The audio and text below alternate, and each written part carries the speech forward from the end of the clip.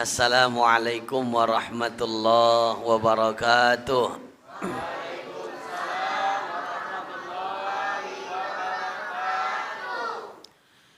Bismillahi walhamdulillah.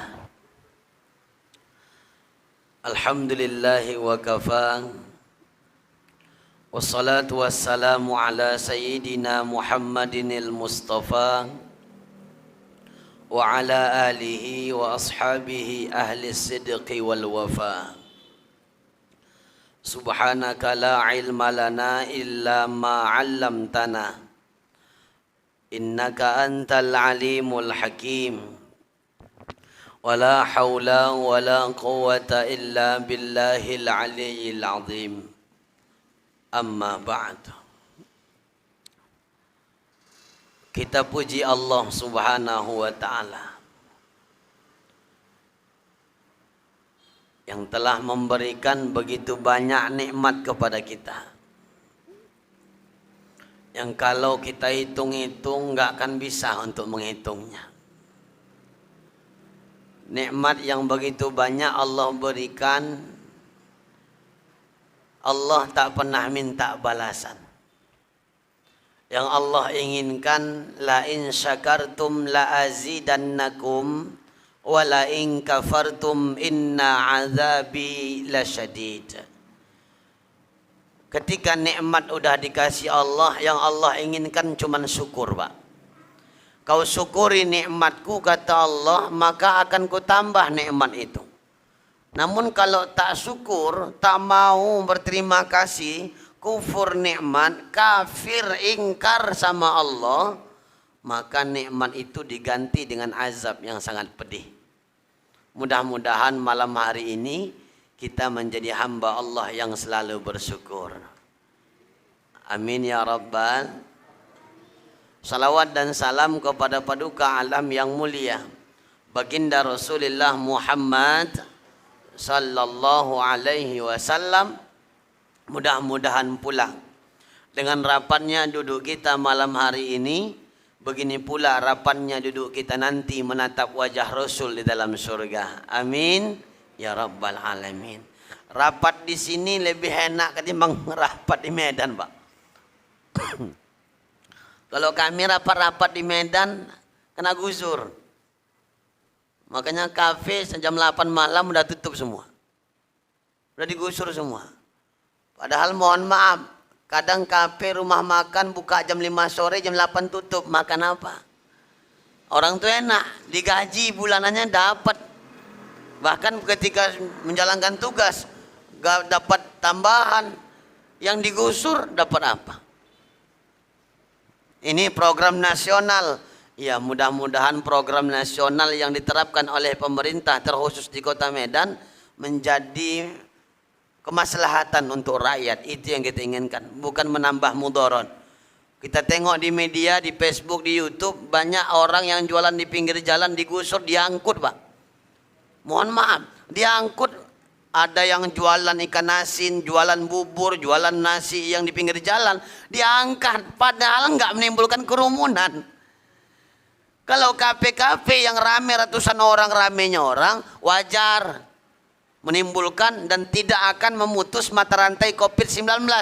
Tapi kalau yang jalan-jalan di pinggir jalan yang cuman ada orang datang, kadang datang orang, kadang enggak, kenapa harus digusur, Pak?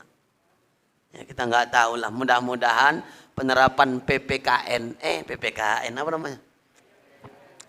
Mau bilang PPKM, ya mudah-mudahan penerapan itu bisa memutus mata rantai COVID, bukan memutus ekonomi rakyat. Yang sama kita hormati pengurus Badan Kenajaran Masjid beserta seluruh yang hadir. Orang-orang tuaku, Bapak Ibu yang hadir malam hari ini. Anak-anak remaja yang kami banggakan, terkhusus juga teristimewa adik-adik kami.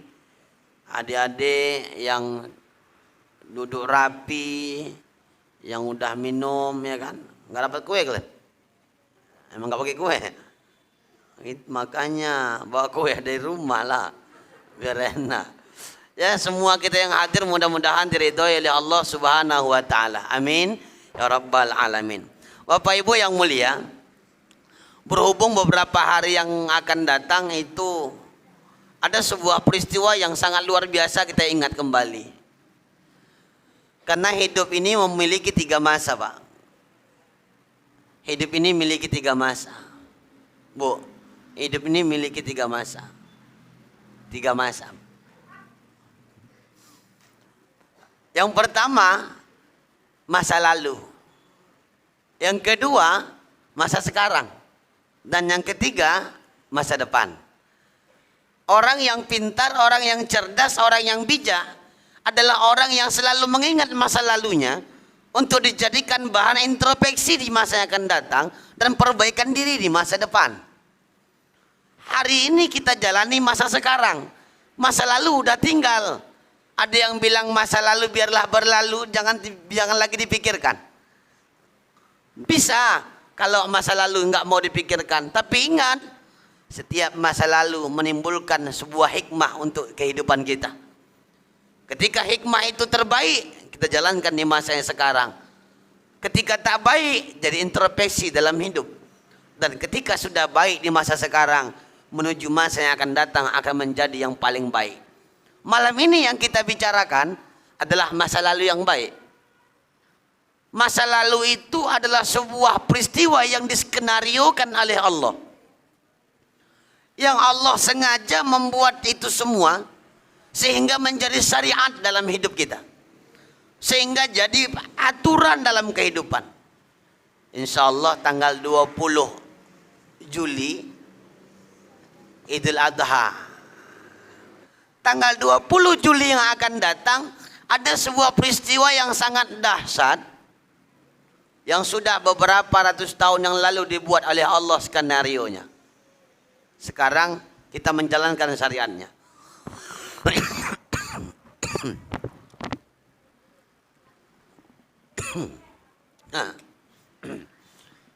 Teh, pikir kopi. Apa yang terjadi pada masa Idul Adha itu kita ketahui bersama bahwa peristiwa Idul Adha ada sebuah peristiwa yang menyembelih. Dengan tema kita malam hari ini, wasiat Nabi Ismail alaihi salatu wassalam sebelum disembelih oleh ayahnya, walaupun tak jadi disembelih. Namun sebelum peristiwa itu terjadi, ada ungkapan-ungkapan, ada pesan-pesan yang tersirat dan tersurat dari Nabi Allah Ismail. Dan itu menjadi syariat dalam kehidupan kita. Sebelum kita berangkat kepada wasiat Nabi Ismail, Bapak Ibu yang dimuliakan Allah Subhanahu wa taala, kita buka dulu sedikit sejarah. Karena bangsa yang besar, kata Bung Karno, adalah bangsa yang tidak melupakan sejarah. Begitupun kita, sejarah Islam jangan pernah dilupakan. Walaupun hari ini Islam sudah hancur-hancuran, dari mana-mana pun sudah dihancurkan, Pak. Kita tak usah melupakan sejarah Islam. Di antara sejarah Islam itu adalah peristiwa penyembelihan Nabi Ismail alaihi salatu wassalam. Dalam sebuah hikayat dijelaskan, Bapak Ibu, bahwa Nabi Allah Ibrahim itu tak punya anak, Pak. Umur 86 tahun baru punya anak. Itu Nabi Ibrahim. Kalau sekarang di kampung-kampung kita umur 50 tahun lahir lagi anaknya, udah nyala pikiran awak berpikir. Ya, Bu. Bu. Hoi. Tengok kakak tuh hamil, ya kan? Mengundang hamil. Sambil beli sayur. Sebelah cakap sama yang kawan yang satu lagi. Oka. Apa ti? Rupanya si Siti bertanya tadi, Bu. Apa ti? Kau tengok kakak tuh. Kakak yang mana? Itulah. Tahu kakak berapa umur itu dah? 60-an lah. Iyalah 60, kakak tengok masih hamil juga. Dia nggak ada kerjaan lakinya itu. Laki orang pula dimarah-marahinya. Bahkan ada lagi orang yang sudah 5 tahun, 6 tahun, 20 tahun nikah, berumah tangga, tapi belum dikasih keturunan. Putus asa. Nabi Ibrahim sebagai contoh, Pak. Sebagai teladan, qudwah, uswah. Ditunjukkan oleh Allah, jangankan 20 tahun, Nabi Ibrahim 80 tahun lebih belum punya anak. Ada yang bilang Nabi Ibrahim mandul, tidak. Si istrinya yang mandul, tak ada perempuan mandul katanya. Allah berikan jalan, Nabi Ibrahim nikah sama istri yang kedua. Namanya Siti Badriah, Siti Hajar. Siti Badriah penyanyi dangdut. Siti Badriah itu Siti Badriah pula lah dia. Gak ada orang ni aja nih. Siti Hajar itu adalah pembantu, Pak. Wajahnya hitam, dia pembantu.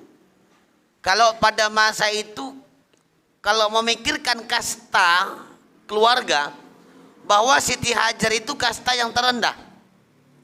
Sehingga mohon maaf, di agama selain Islam, mereka menghinakan dan tidak suka, bahkan tidak yakin, bahkan meremehkan Nabi Ismail alaihissalatu wassalam karena lahir dari rahim seorang yang kastanya rendah.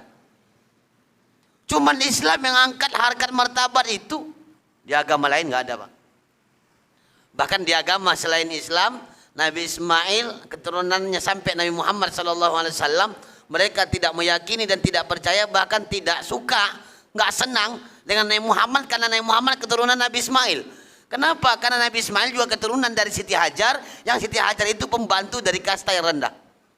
Yang mereka yakini adalah Nabi yang lahir dari rahim istri Nabi Ibrahim yang pertama. Kemudian ketika dari rahim seorang istri yang bernama Siti Hajar itu bukan kemauan Nabi Ibrahim untuk menikahinya, tapi Nabi Ibrahim bertanya, musyawarah dulu sama istri pertamanya, istrinya lah yang menyarikan istri kedua. Ini poligaminya bagus nih, Bang. Kalau ada orang mau nikah, suruh kakak tuh, Bang, nyarikan, carikan. Kan ada kayak gitu, Bang. Ada, aku tengok, dia udah lama nggak jumpa sama kawannya, 20 tahun lebih nggak jumpa sama kawannya. Takut lagi orang itu berpisah. Alhasil dibilangnya sama kawannya ini, mau kau menikah sama suamiku? Biar kita nggak berpisah, nggak jauh-jauh lagi. Rindu aku sama kau. Ya suaminya pura-pura nolak lah, Pak, ya kan? Ya gimana lah dek, kan nggak mungkin lah Bang nikah lagi, katanya pula itu. Si kawannya itu bilang, apa kakak sanggup? Ya aku sanggup, nggak ada masalah. Nah, di sini ada kayak gitu, Pak. Hah? Nggak ada perempuan yang kayak gitu sini. Kalau ada kasih tahu, Pak, cepat-cepat. Di sini nggak ada ya, Bu. Yang istri nyarikan suaminya untuk jadikan istri yang kedua. Hah? Nggak ada. Apa? Oh iya ya. Mau kayak gitu. Gitu hebatnya Nabi Ibrahim punya istri, Bu. Istri Nabi Ibrahim dua. Satu istri pertama nyarikan istri yang kedua untuk Nabi Ibrahim. Kalau suami mau nikah lagi, bilang sama suami, Bu, kalau abang mau nikah lagi, ikut Nabi Ibrahim, Bang. Kenapa? Nabi Ibrahim itu istri keduanya, bini pertamanya yang nyarikan. Mau kau nyarikannya? Ya maulah. Baru carikan yang umur 70 tahun, udah peot repot ngurusnya, giginya bertabur, ubannya udah bertabur, semua udah bertabur, itu kasih. Mau nggak suami?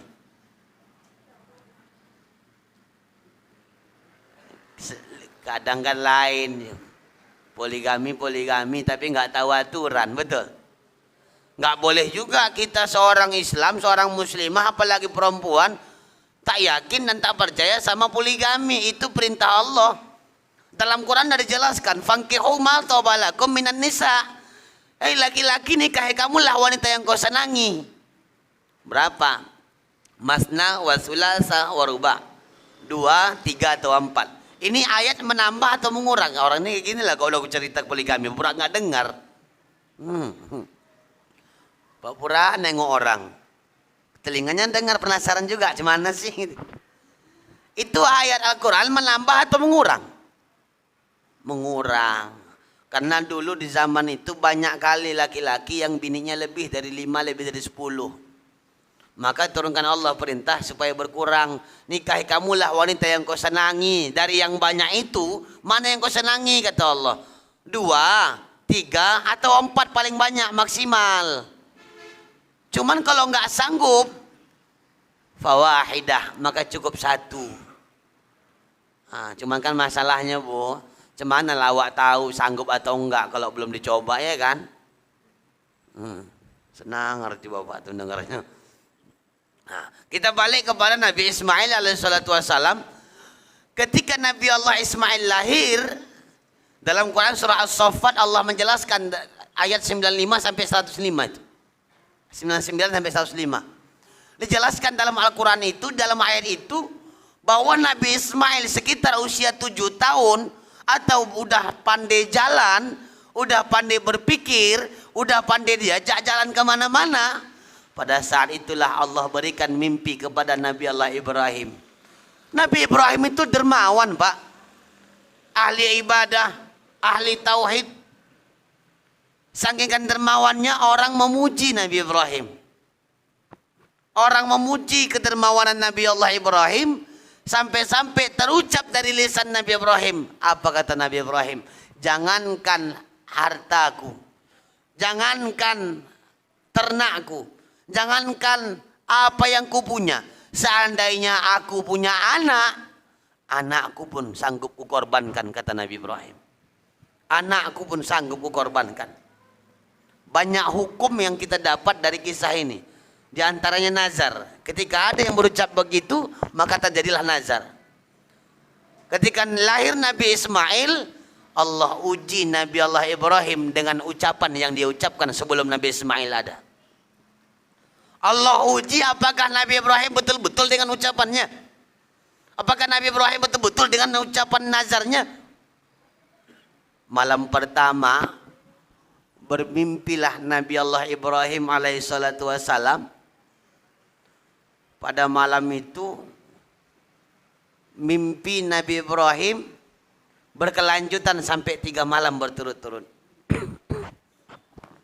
Malam pertama itu rupanya ketika bermimpi berpikir. Berpikir bahasa Arabnya tarau. Sampai-sampai dijadikan hari jadi hari tarawih, tarawiyah. Maka ada puasa tarawiyah. Mimpi Nabi Ibrahim yang kedua rupanya udah tahu. Apa yang udah tahu? Tahu itu bahwa datang mimpi itu bukan dari iblis. Nabi Ibrahim tahu itu mimpi datangnya dari Allah. Tahu dalam bahasa Arabnya Arafah. Maka tempat pada saat itu Arafah dijadikan jadi puasa Arafah, hari Arafah. Malam ketiga Nabi Ibrahim mimpi menyembelih Nabi Ismail. Nyembelih dalam bahasa Arabnya nahar. Ada puasa nahar, tarawiyah, ada Arafah, ada nahar. Itulah hari penyembelihan. Nahar tadi. Nahar, nahrun. Ketika 3 malam berturut-turut dalam Al-Quran Allah menjelaskan, maka Nabi Ibrahim pun menjalankan tugasnya. Menjalankan perintah Allah untuk menyembelih Nabi Ismail sesuai dengan mimpi yang telah ada. Pada saat itu Nabi Ibrahim, Bapak Ibu yang mulia, bawa alat-alat, alasan sama istrinya Siti Hajar untuk berburu ke hutan, Pak. Untuk berburu ke hutan dibawalah seutas tali, dibawa pisau. Berjalan pasti bimbang.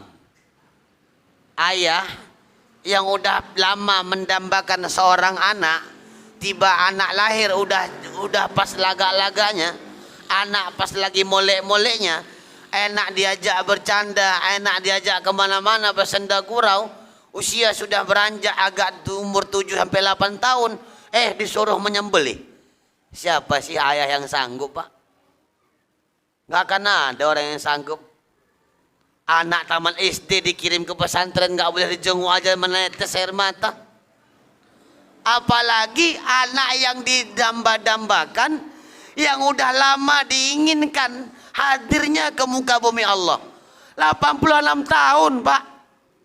Tiap saat Nabi Allah Ibrahim doa.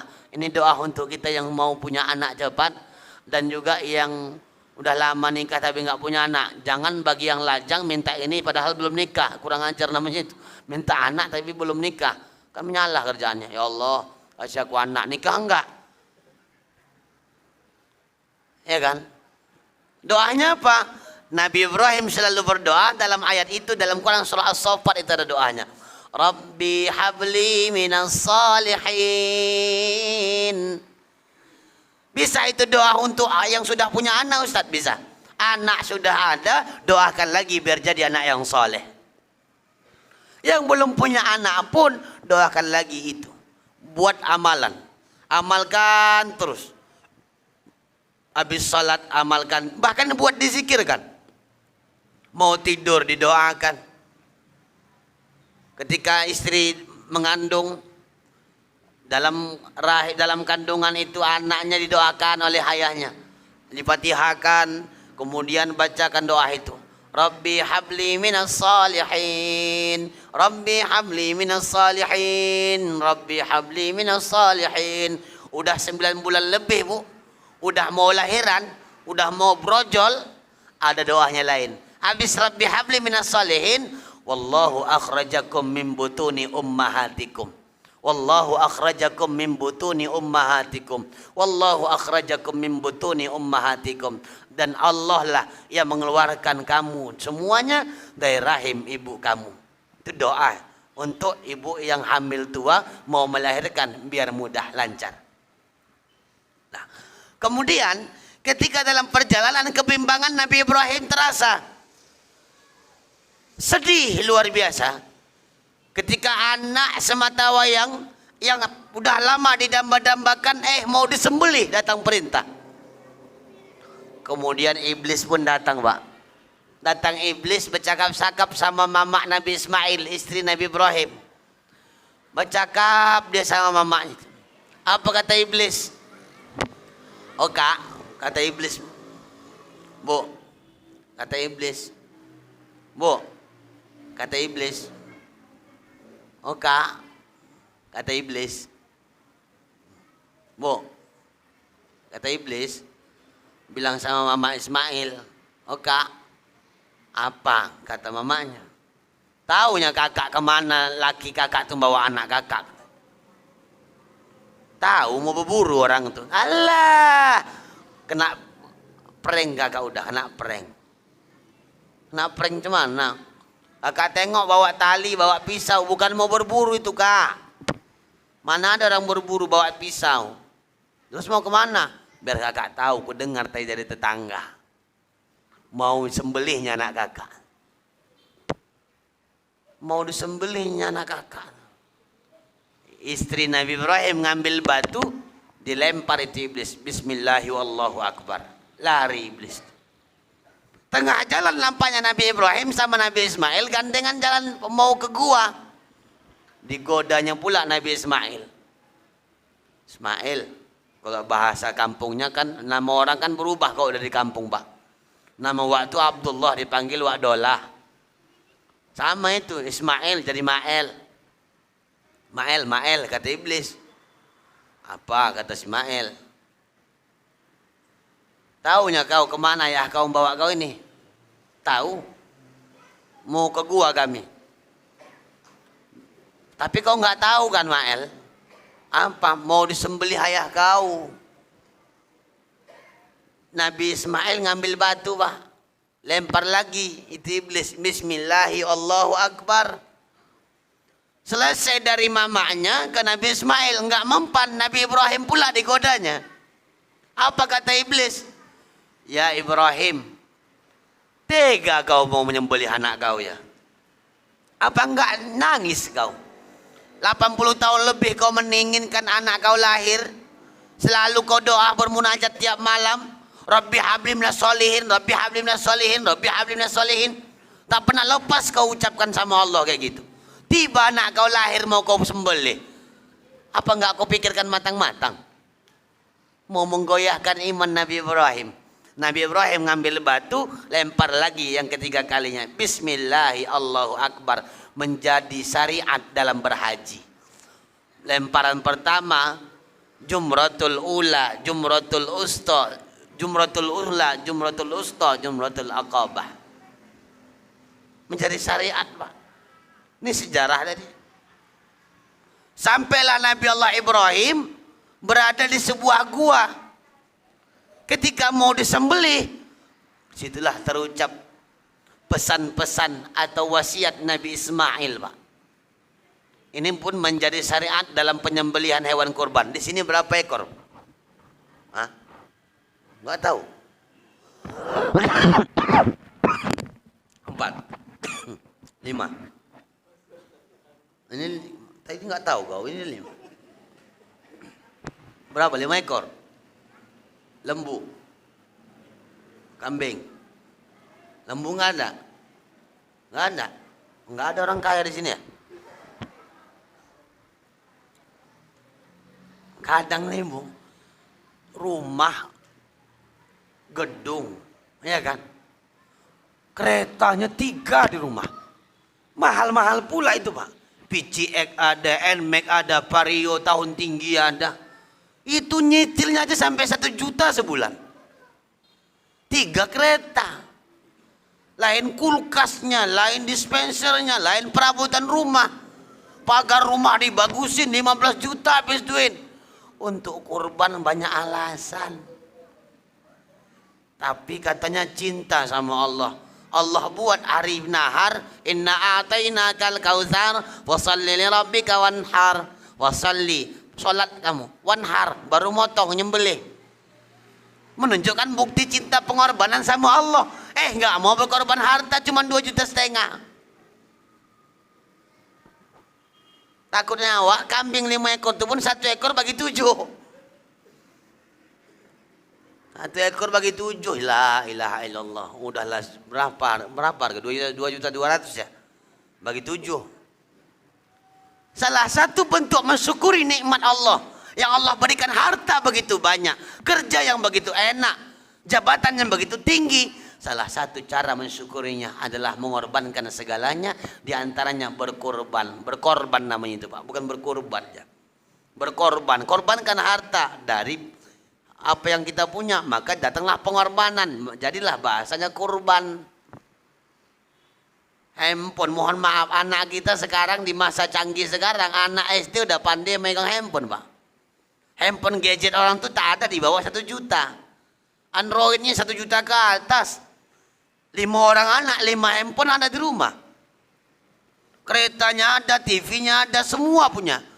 Dikalkulasikan semuanya, miliaran bisa. Tapi yang diperintahkan Allah cuma setahun. Ngumpul duit, goceng setahun. Insya Allah dapat tuh 1 ekor lembu. Walaupun 1 ekor lembu kan bagi 7. Ada yang mau beli sekali 1 ekor untuk keluarganya, boleh. Nabi Muhammad kurban sekali 2 Pak. Pertama, Nabi Muhammad motong kurban, motong sendiri.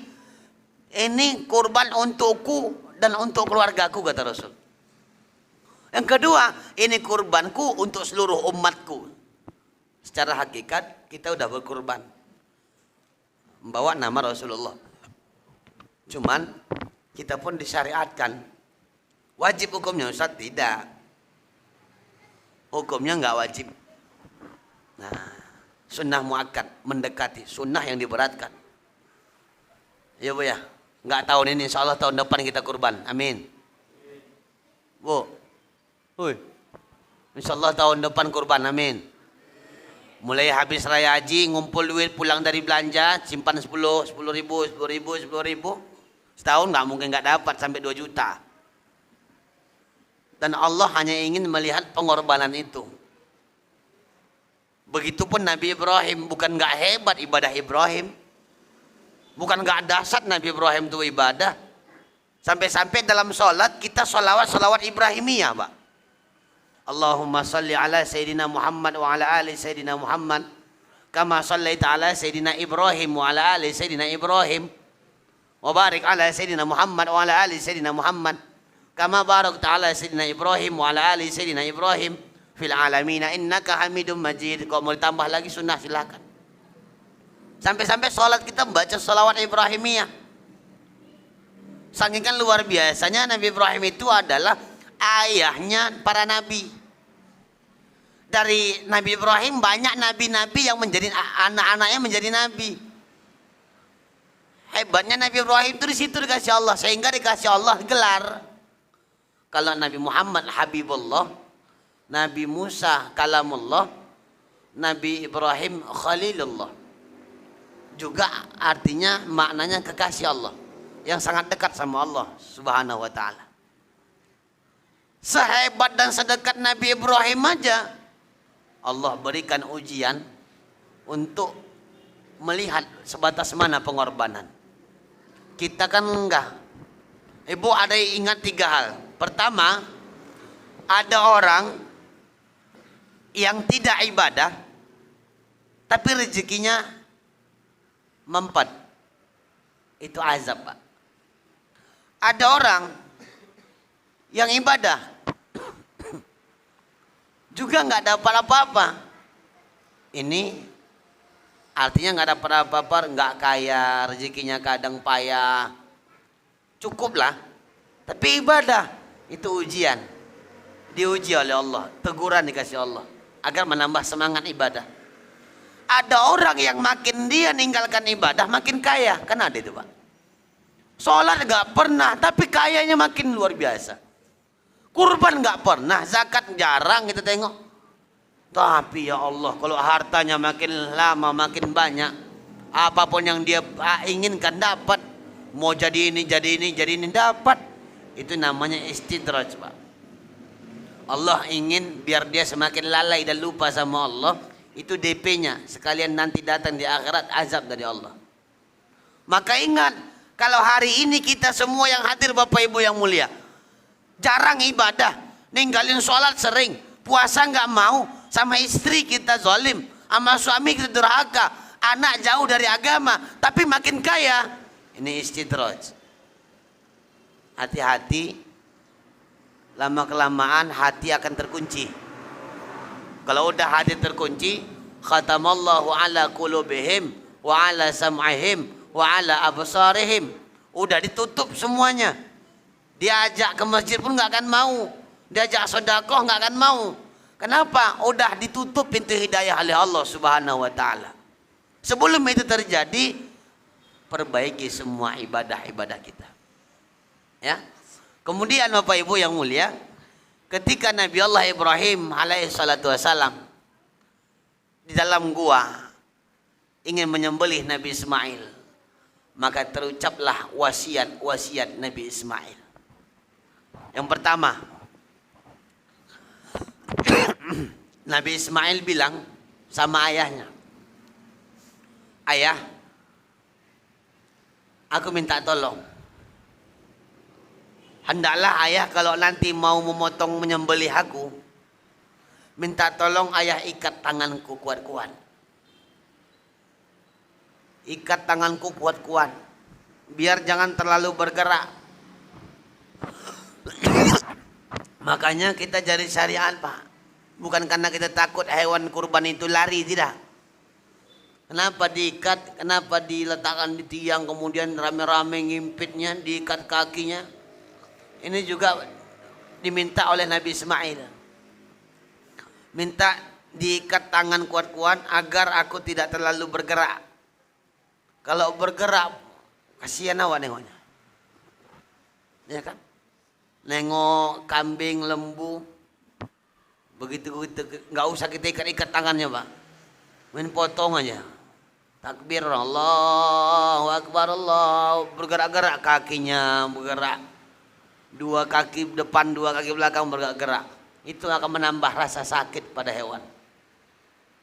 Makanya Nabi Ismail minta, "Ayah, tolong ikat tanganku kuat-kuat, biar aku jangan terlalu banyak bergerak. Karena kalau terlalu banyak bergerak, sakitnya semakin luar biasa." Yang kedua, Nabi Ismail bilang,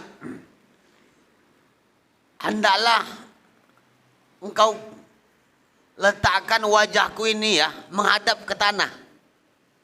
Biar aku tak nengok wajah kau, kau pun tak menengok wajahku. Aku takut rasa sayang akan timbul kembali. Jangankan mau ditengok bu, kambing ketika disembelih, digolekkan, digeletakkan, kau udah mereng kepala ini. Nengok matanya satu aja, nampak kita menetes air matanya, terasa sedih dalam naluri kita. Apalagi kalau seandainya tidak ditundukkan. Makanya orang mau kurban, mau menyembelih, digali dulu.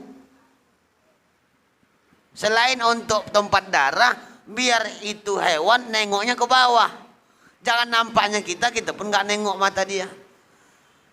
Karena jangan tengoklah kalau ada orang meninggal mau sakaratul maut, dia udah sakaratul maut, nengok dia mau meninggal tuh tak sampai tengok nengoknya pak. Itu orang lain yang sakaratul maut, nggak sampai hati kita nengoknya. Itu Nabi Ibrahim mau menyembelih anaknya. Kata anaknya, ayah, kalau mau nyembelih aku, memotong aku ya, minta tolong mataku ini, tolong wajahku, tolong ayah tundukkan ke tanah. Biar aku tak nengok ayah, ayah pun tak nengok aku. Sehingga takut menimbulkan kasih sayang ayah kembali lagi. Ini wasiat yang kedua pak. Insya Allah apapun yang wasiatkan Nabi Ismail menjadi syariat yang kita kerjakan sampai hari ini. Kemudian yang ketiga, Nabi Ismail bilang, ayah, hendaklah ayah melipatkan kain ayah,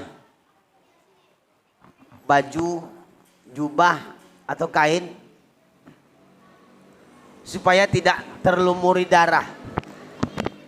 Yang kalau terlumuri darah, aku takut pahalaku berkurang dan sampai ke rumah mamaku akan nanya. Karena alasan pertama mau berburu. Makanya kalau terpercik darah, kata Nabi Ismail, jangan sampai baju, kain atau jubah itu terpercik dengan darah. Karena aku takut, kata Nabi Ismail, akan berkurang pula lah pahalaku dan sampai nanti ke rumah mamaku. Tanya mamaku, darah apa ini? Itu belum seberapa. Kemudian Nabi Ismail juga mengatakan, ayah, hendaklah ayah mengasah pisau itu tajam-tajam. Oke, sunnah pak, mas mengasah pisau itu tajam-tajam. Biar enak. Kata Ismail, hendaklah ayah mengasah pisau itu tajam-tajam, biar enak jalannya di leherku. Karena kalau tak terlalu tajam, maka sakitnya aku rasakan luar biasa. Sebab kematian itu sakit ayah. Perlahan dengan suara yang parau sambil sedih, Nabi Ismail begitu bilang. Karena sakit kali mati itu ya. Hendaknya pisau itu ditajamkan tajam-tajam. Makanya kita pun dalam penyembelihan dianjurkan untuk menajamkan pisau. Kemudian yang kelima, ayah, hendaklah ayah membawa bajuku kepada ibu menjadi kenang-kenangan. Serta sampaikan salamku kepadanya dan katakan bersabarlah atas perintah Allah Subhanahu wa taala. Karena sabar itu terbagi-bagi, Pak. Yang pertama, sabar menjalankan perintah Allah. Yang kedua, sabar untuk tidak maksiat. Yang ketiga, sabar atas musibah.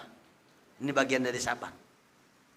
Kalau hari ini ada orang yang sabar, tapi sabarnya itu sabar untuk tidak bermaksiat, maka pahala sabarnya pahala itu. Ada lagi orang yang sabar untuk menjalankan perintah Allah. Kenapa harus sabar? Salah satu contohnya ini. Ada perintah Allah yang kadang mohon maaf, keinginan nafsu kita tak sesuai. Tapi perintah Allah yang sesuai. Maka kita harus mengutamakan perintah Allah ketimbang perintah nafsu. Kalau kita mengutamakan perintah nafsu ketimbang perintah Allah, maka kita lebih hina ketimbang binatang. Ketika itu Nabi Ismail bilang, ayah, tolong bawakan pakaianku ini nanti. Sampaikan ke rumah mamaku, jadikan kenang-kenangan dariku. Dan titip salam sama mamaku, bilang sama mamaku ya, bersabarlah atas perintah Allah. Luar biasa, anak ini yang luar biasa. Ada anak zaman sekarang kayak gitu. Mimpi lah bapak ya kan, mimpi. Sampai kan sama anak umur 10 tahun lah nak. Apa ya, tadi malam ayah mimpi. Mimpi apa ya? Mimpi ayah nyembelih kau. Emang gak ada otak ayah. Memang kadang-kadang ayah ini gak punya otak katanya pula. Anaknya pula mau dipotongnya. Macam gak ada kerjaan lain ya. Pau katanya pula. Ayahnya dimaki-maki jadi. Ketika itu Nabi Ibrahim nanya, Pak. Ditanya musyawarah dulu sama Ismail, bukan langsung sembelih, tidak. Nabi Ibrahim bilang, nak, tadi malam ayah mimpi. Mimpinya begini-begini. Terus ya, malam kedua mimpi lagi. Terus ya, malam ketiga makin yakin lagi ayah. Bahwa mimpi yang ketiga ini meyakinkan ayah bahwa ini bukan dari iblis tapi dari Allah. Apa mimpinya ya? Allah nyuruh ayah menyembelih kau nak. Apa pendapat kau, kata Nabi Ibrahim. Apa kata Nabi Ismail? Ayah, kalau itu perintah Allah, jalankanlah perintah Allah itu. Insya Allah kau akan dapat ya aku anak yang soleh, anak yang sabar, anak yang bakti, anak yang ikut perintah Allah. Hebat Pak, dahsyat nih. Ayah berhasil mendidik anak walaupun anak masih usia kecil, anak yang sudah dididik. Anak awak sekarang suruh sholat pun payah ya Bu. Suruh ngerjain tugas pakai handphone daring, main game. Habis paket katanya pula. Sibuk waktu beli paket. Sampai beli paket main PUBG pula dia. Main ML pula dia. Segala macam ini mainkannya. Habis sekarang ibu biar tahu ya. Di Jawa Barat ibu ada anak yang usia kelas 6 SD. Paling 12 tahun ya. Kelas 6 SD udah punya utang 250 juta. Dari mana? Handphone, main game online. Beberapa minggu yang lalu ada anak yang beli apa namanya ke Indomaret? Chip. Pengalaman kali kau tengok. Nampak kali main game kau tengok. Hati-hati, anak usia kalian main game itu anak durhaka. Kalau main game-game biasa nggak ada masalah yang tak merugikan orang tua.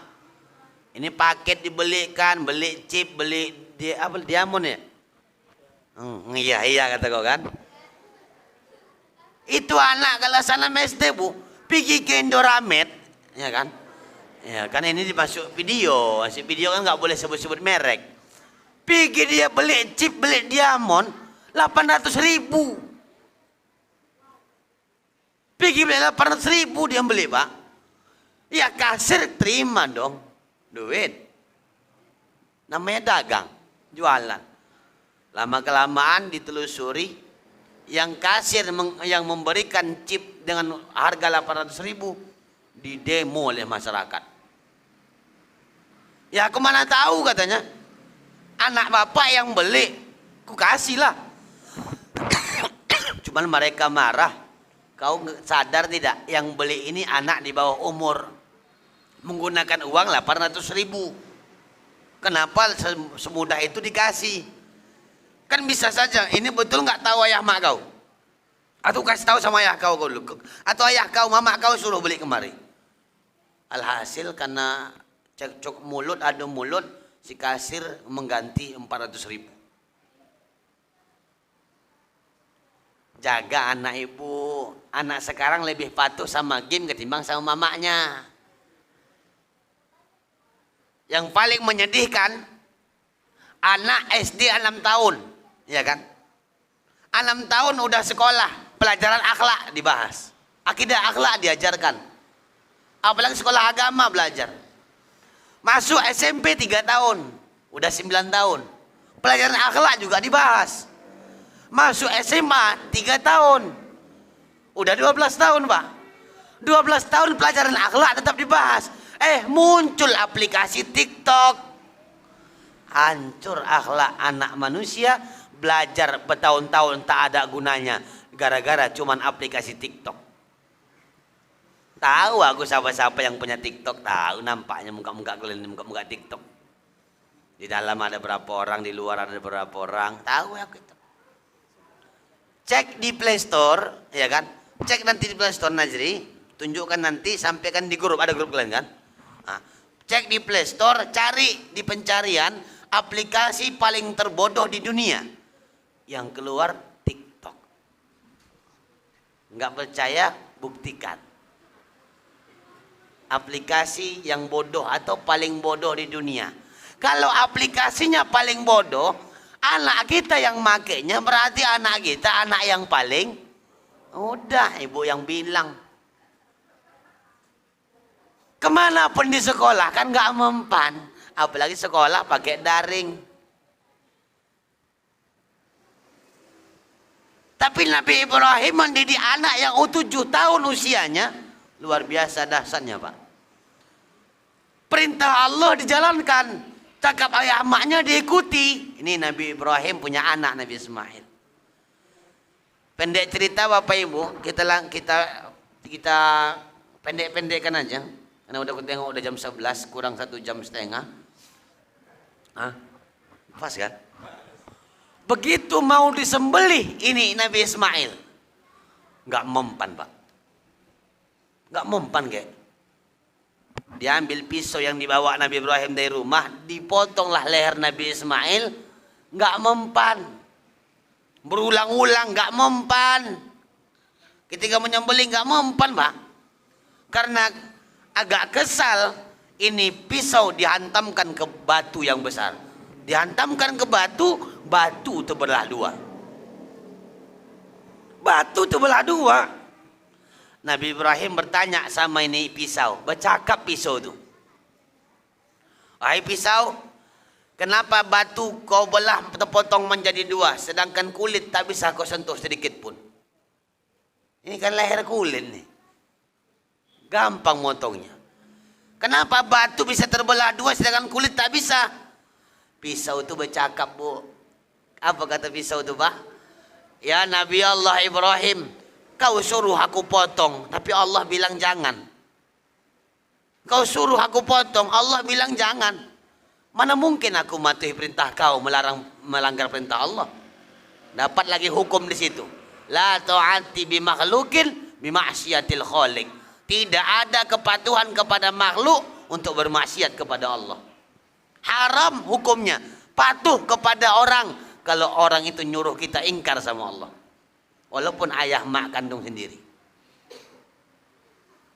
Ketika disembelih nggak mempan, bercakap sama pisau nggak mempan juga. Karena pisau bercakap Allah bilang jangan dipotong. Mana mungkin aku melanggar perintah Allah mengikuti perintah kau Nabi Ibrahim. Pada saat itu Bu, Nabi Ibrahim pun bertakbir. Diambillah pisau ini lagi Pak. Bismillah. Takbirlah Nabi Ibrahim sambil megang kulit leher Nabi Ismail. Allahu Akbar, Allahu Akbar, Allahu Akbar.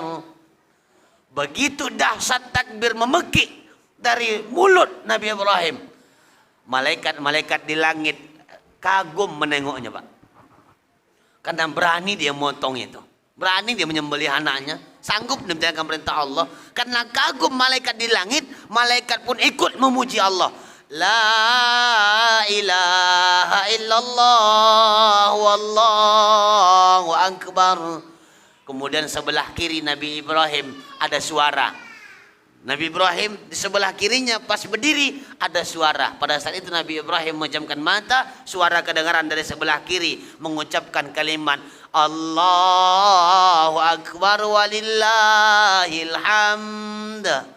Yang bercakap itu rupanya Nabi Ismail alaihissalam. Begitu terbuka mata, yang dipotong adalah seekor kibas atau kambing kalau menurut kita, yang dikirim Allah dari surga pengganti pengorbanan Nabi Ibrahim yang Ismail mau disembelih. Allahu Akbar, Allahu Akbar, Allahu Akbar kata Ibrahim.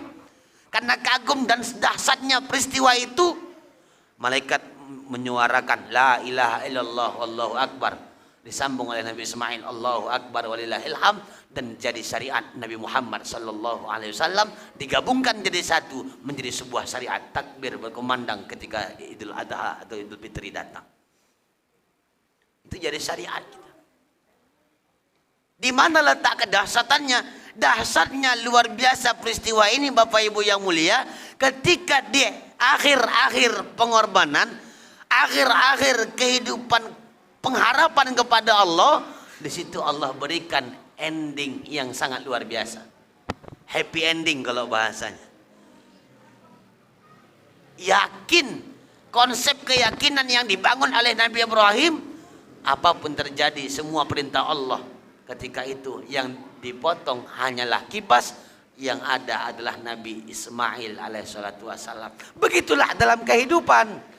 Kalau hari ini Allah uji kita dalam kemiskinan, Allah uji dalam ekonomi, Allah uji dalam segala macam penyakit, akhirnya yakini ada hikmah di balik ujian yang Allah berikan kepada kita. Kalau kita ikhlas, sabar, dan memantapkan iman kepada Allah, serta yang paling utama, yakin itu datang dari Allah, balik lagi sama Allah. Dalam konsep tauhid yang sering kita ucapkan, inna lillahi wa inna ilaihi raji'un. Sesungguhnya semua milik Allah dan kembali pula kepada Allah. Ini konsep tauhid. Bukan hanya untuk mendengar orang meninggal, tapi orang yang susah, orang yang melarat, orang yang sakit, orang yang pokoknya kena musibah, maka boleh kita ucapkan itu. Bukan orang meninggal aja. Kadang awak tengok siapa sakit gak? Kok ada, aku tengok rame-rame tadi orang-orang mak wirid. Siapa lah kalau kemarin tuh lah nggak sehat-sehat. Siapa rupanya Kak Leha, ketua wirid. Sakit ya Kak? Iya. Innalillahi wa inna ilaihi. Kau belum meninggal wak itu. Bukan hanya untuk meninggal. Ada tukang rujak jalan. Nampaknya jalan kalian ini kan cantik kali kita tengok ya kan. Jalan besar itu cantik. Gak tahu dia jatuh Pak. Innalillahi wa inna ilaihi raji'un. Diucapkan innalillah. Karena setiap sesuatu itu datangnya dari Allah, balik pula sama Allah. Nampak keindahan luar biasa, ucapkan takjub, Masya Allah, atau Subhanallah. Dapat nikmat, Alhamdulillah. Taubat dari maksiat, la haula wa la quwata illa billahil aliyyil azim. Saya kira Bang Najri dan seluruh yang hadir, apa-apa yang disampaikan ini bisa menjadi tambahan lah buat kita, tambahan pengetahuan peristiwa yang dijelaskan oleh Allah dalam Quran surah As-Saffat,